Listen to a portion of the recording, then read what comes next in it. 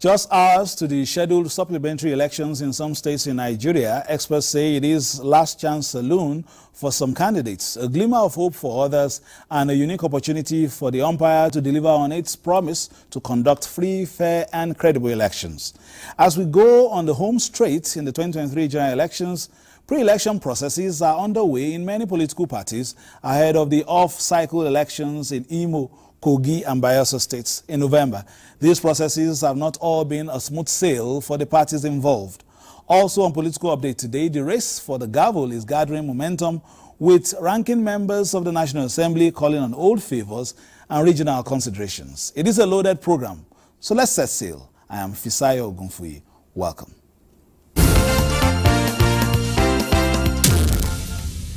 The Independent National Electoral Commission, INEC, will conclude the 2023 general election on Saturday, the 15th of April, that is tomorrow, with the conduct of supplementary elections across the country. Governorship election is expected to be concluded in Adamawa and Kebbi states, while supplementary elections into the Senate will hold in Sokoto East, Sokoto North, and South senatorial districts.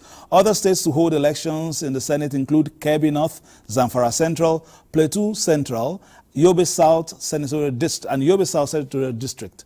Supplementary elections will hold in two federal constituencies in Akwa Ibom states. They are Abak, Etim, Ekpo, Ika, Ikono, Ini. In Edo State, Orio 1, Umwande federal constituency. In Imo, Ikeduru, Umbatoeli, constituencies will also be on, be contested, while Isu, Njaba, Nkwere, and Wangele federal constituency will be on. In Kano, Doguwa and Tunuwada and Fage, in Kebbi, Arewa, Dandi, and Koko, Besi, Mayo, in Oyo, Ibadan Northeast, Ibadan Southeast, and Oluyole, Rivers has Gokana, Kana, and Port Harcourt 2, while Zamfara has Gumi, Bukuyum, and Gusau Safe federal constituencies. States with one federal constituency include Taraba State, Kogi State, which has Basa, Dekina, Jigawa, Gumel, Maigatari, and of course we have Ule, Tankaka, and Gagara constituencies. We have Ebonyi as well, Ezanot and Isheru, while Bayelsa have Satan, Ijo, and Anambra, Igbaru federal constituencies. Supplementary elections will also hold for 57 state assembly seats in 17 states. Let's now join my colleague Yusuf Jika in Yola, where the supplementary governorship election will hold tomorrow. So Yusuf, what's the mood like in Adamawa State at the moment? Thank you very much, Fisayo. We are here live in Yola. The general situation and situation of Yola is ahead of the supplementary election scheduled for tomorrow is calm and peaceful. People are in high spirits to go to the polls tomorrow to vote the candidate of their choice in order to give the governorship candidate of their choice a chance to become governor, occupying the Dogire Government House, Yola. We have 20 local government areas in which the election is going to be conducted, with 69 polling units, in which polling units we have about 36,935 voters who have collected their PVCs and are expected to cast their ballot tomorrow. As early as 8 o'clock in the morning today, the Independent National Electoral Commission has distributed the sensitive materials to all the 69 polling units in the 20 local government area of the state. And right now I'm talking to you, the materials, according to the reports we are receiving, have reached the various areas in which the elections is going to be held. The political parties have also geared up ahead of the election. The APC, the People's Democratic Party, because the margin of the lead is 31,000, and in favor of Governor Amadou Omaro Fintiri, and the APC governorship candidate of the All Progressive Congress, Senator Aisha Dairo Ahmed Binani, will also participate in the election to see how it's going to be. With me is the Public Relations Officer of the Adamawa State Police Command, Superintendent Suleiman Yahayangurode, who will join me to give us more updates on the level of the security preparedness ahead of the supplementary election scheduled for tomorrow. Hello, sir. What can you say on the security arrangements for tomorrow's election? Thank you very much. With regard to the security arrangement put in place, this morning the Election Commissioner of Police have hosted the Deputy Inspector General of Police in charge of Northeast Political Zone, and he equally hosted visiting security agents, sister security agents, divisional police officers, operational commanders. We designed a security template to cover all the polling units that election is expected to hold tomorrow, and to ensure that routes leading to election polling units are equally safeguarded. So virtually the Adamawa State Police Command has prepared, and we have prepared very well to provide an enabling environment for the electoral process. Is there any security threats you receive in some part of the state? So virtually there's no any security threat, and that I want to use this opportunity to inform members of the public that we are on ground, very much on ground, to prevent any situations that may likely cause the breakdown of law and order. We are prepared, and we will not in any way going to allow such to happen. What assurances, security assurances, will you give to the people of the state? So the assurance I can give you, already we have deployed our manpower and operational asset cutting across the local governments that are affected. And the State Collection Center are equally deployed. Virtually there's going to be a restriction of movement. And this restriction of movement is going to be in such a way that it will enable the security agencies to dominate the public space. It will prevent miscreants who may likely come over to hijack the process. And it can equally create at least an easy access for us to lay hand on whosoever we feel is doing something that is threatening the peace of the state. So I am assuring the good people of Adamawa State and even Nigeria as a whole that the security agencies in Adamawa State, including sister security agencies, we are working in synergy to provide an enabling environment, and we are ready, very much ready to safeguard lives and properties. All right, Fisayo, with these arrangements by the INEC and the police command of Adamawa State, is believed that all is now set for the conduct of the supplementary elections, which will come up tomorrow, Saturday. Thank you very much, Yusuf. We know that this is around the prayer hour, so we couldn't get a few members of the public, but I know that you are set, so we'll be coming to you, of course, in the course of subsequent bulletins, and of course tomorrow, which is the D-Day. Thank you very much, Yusuf Jika from Yola. Let's look at level of preparedness in some other states and look at what is happening exactly in Kebbi with this report. The Independent National Electoral Commission in Kebbi State has declared elections inconclusive in 20 out of 21 local government areas in the state because various forms of irregularities were highlighted in the areas. These irregularities include overvoting, violence, declarations of results under duress, and inconclusive elections, among others. In addition to the 8 houses of assembly declared inconclusive, that of House of Representatives in Koko Mayama and Arewa Dandi will also be contested on the 15th of April 2023. So the dice has been cast for the election to take place. Are the political actors ready? And of that areas that is going for the wrong election is 100%, or I can say 99% of the electorate in that area are APC members. As a political party, we have our own strategies, which is not us. So plus what is supposed to be public and what we have in our chest, we are making everything humanly possible to see that we have succeeded. The INEC Resident Electoral Commissioner in the state, Alhaji Ahmad Bello Mahmoud, says adequate provisions have been made for logistic and security to ensure a credible supplementary election in the state. The parameters have now been reduced to a very few local governments instead of what obtained in the last elections. As the stage is set for the election in Kebbi State, only time will tell who picks the head or tail.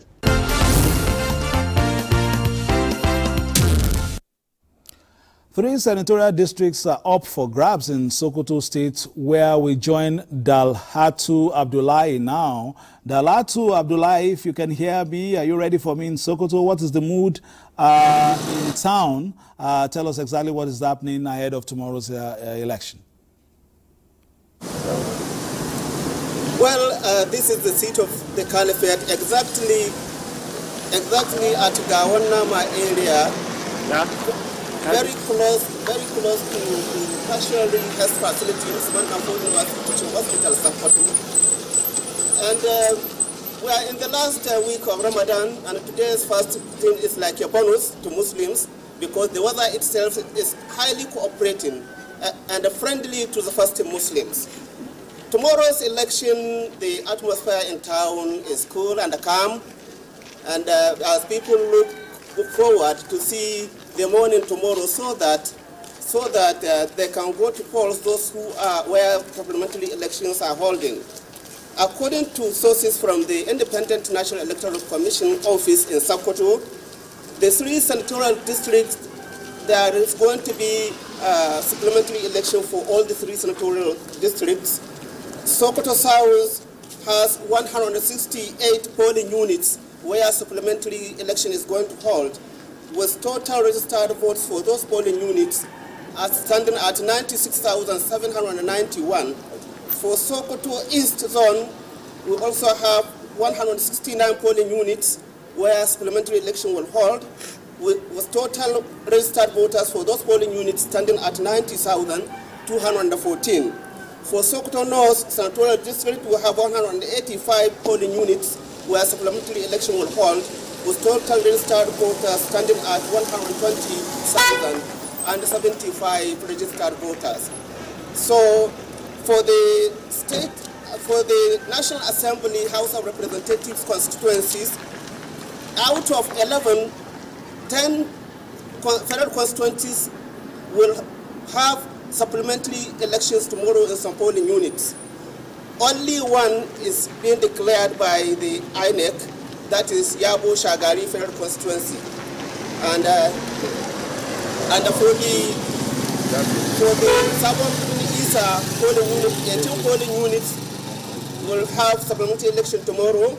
Gadaboranyo 74 polling units, Gurno Raba 53 polling units, Gadabawa Elela 14 polling units, Tangaza Godu 15 polling units, Benji Silame 13 polling units, Kware Wamako 58 polling units, Sokoto North and Sokoto South 99 polling units, Dange Shuni Tureta Bodenga 68 polling units, Kepe Tambual 56 polling units.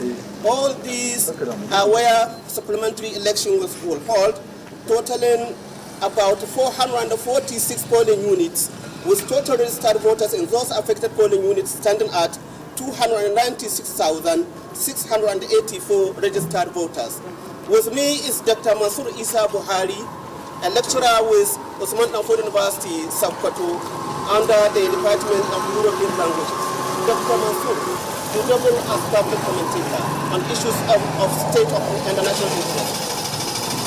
Why do you think supplementary election is being declared for National Assembly election in Sokoto, and what do we expect tomorrow? Well, this election will happen because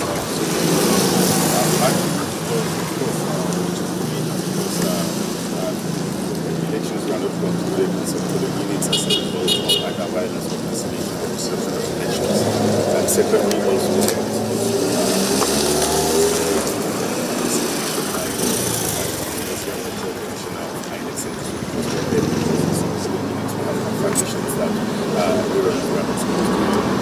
we can't quite hear your guest, but we'll try and see if we can return to you in the course of the program. Thank you, Dalhatu. We'll try and come back. We can't quite get your audio there, but we'll try to come back. So with me in the studio is Kingsley Agu, better late than never, Director of Community Engagement Connected Development. Very quickly, you saw what, some of the correspondence there. The mood is of high expectancy. We've gone to, got a report from Kebbi, we've got from Adamawa, and that was from Sokoto as well. What are your expectations, very quickly, because time is not our friend, as far as this election is concerned, taking into consideration some of the experiences we had in the last 2 weekends, in terms of the election weekends? Okay, so drawing from lessons which happened in the 2 elections which happened, the presidential election and then the governorship elections, it's obvious that we will be having citizens take these remaining supplementary elections as more like it's a local battle, and of course you're going to see more and more of the citizens coming out en masse to actually vote for their respective candidates. Let's take the governorship elections that's going to be happening in Adamawa and Kebbi State. If you look at those two, for example, it's actually a very close gap. And political parties in those states have been moving around, trying to garner as much support as possible to ensure that they get their supporters to come out in mass and then vote in those polling units that elections will be happening in those places. And then also looking at the 94 House of Assembly seats, which when you combine that with the state and the federal constituencies, you find out that more and more of these citizens are being mobilized across these states that are affected, particularly that of Sokoto, where most of the seats in that area was actually cancelled. So the mood right now across this state where supplementary elections will be happening is the fact that political parties had a little more time to be able to mobilize citizens to come out and vote in mass. And then secondly, you're having citizens taking it personal, because this time around these elections are actually very close to them, because we're talking about the federal constituencies of representatives representing them in the National and State House of Assembly, and then you have the governorship election in these 2 states that's going to happen. All right, and very quickly, because you've quite hit the nail quite on the head, but in terms of security, we spoke with the police PRO in Adamawa State. He said that they're in tip-top shape. It's a much smaller, frame that we are looking at. But if you look at that, it should be easier in terms of security to handle this process. So it should be easier, but then there's one thing I want us to have at the back of our mind. It's an opportunity for citizens. It's an opportunity for miscreants, whenever they notice that they would have smaller spaces where elections would be happening, and you'd have security concentrated in those locations. It's also an opportunity for miscreants to look at other areas and to cause trouble. So in as much as it should be easier for INEC and the security agencies to be able to mobilize and then get the security together in this election, I also want them to be on the lookout for those other areas where elections will not be happening, because they might just become soft target for security agencies, soft target for miscreants to be able to come and cause mayhem in those areas. But it should be something that the security agencies will be able to put to control. Like you said, the political parties, they are looking at it. It's almost, a situation where you get it done this time, or you don't get, or you lose out. It's just a little push to the final, to pull over the hurdle. So it should be probably very keen. We're talking about,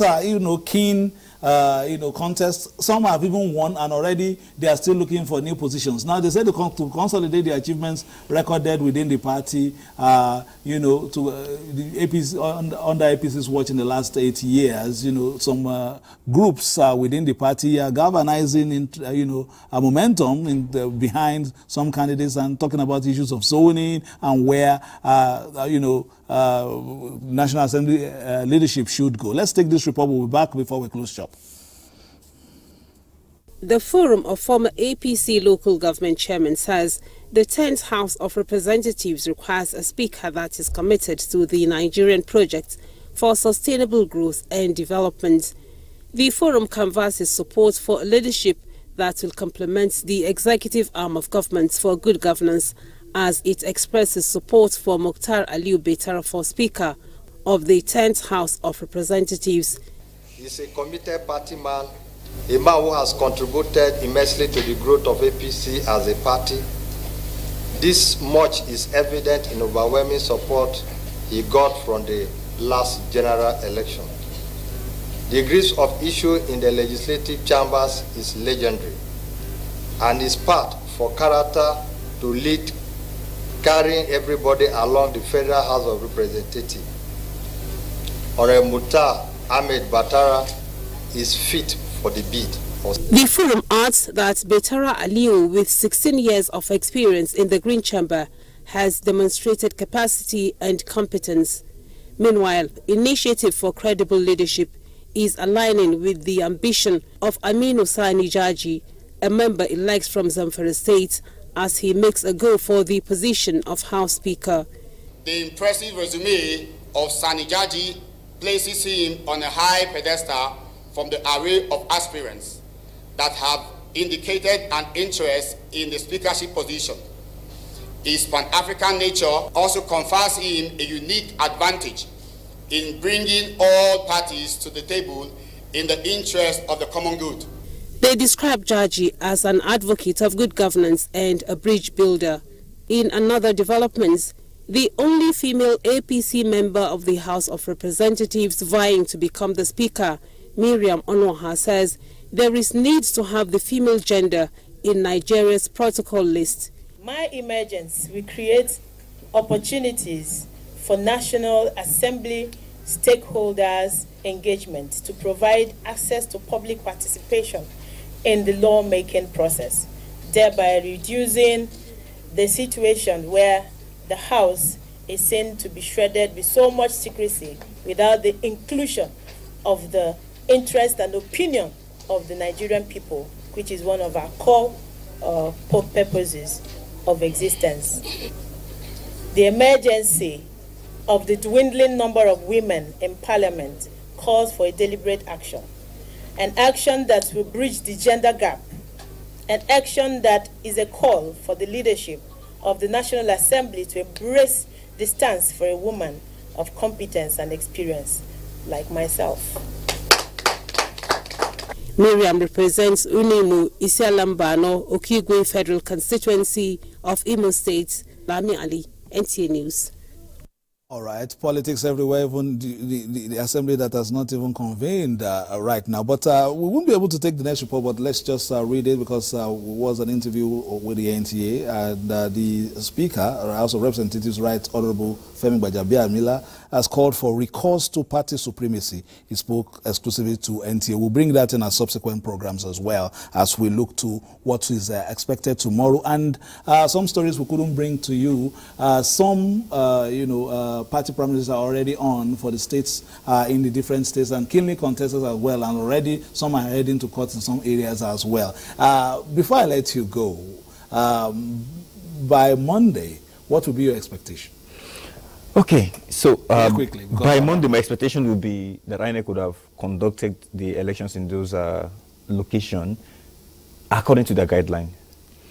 Secondly, the security agencies would have been up and doing and won't have pockets of violence or disenfranchisement in any form across each of these locations where elections will be happening. And if you look at this election, it's happening across all the zones, from the east, west, north, and south. There is one form of supplementary election order that is happening in those locations. So I think INEC and Security Agency have their hands full. We just expect to see results announced by Monday, looking at the fact that there are not much polling units where these elections will be conducted across each of these states. So we expect results coming out on Monday, and political party contenders appreciating each other or congratulating each other on the outcome of the results. All right. And last line on the program. Many thanks to Kingsley Agu, Director, Community Engagement, Connected Development. We couldn't get you on time, but short and simple, you've made your point. Probably will come again next week. Thank you for joining us, and be on the network service as we give you all the results and updates from those zones where supplementary elections will hold over the weekend. My name is Fisaya Ogunfe. Thanking you for staying tuned on the Nigerian Television Authority, Africa's largest and finest, and urging you to play your politics for the greater good. Bye-bye now.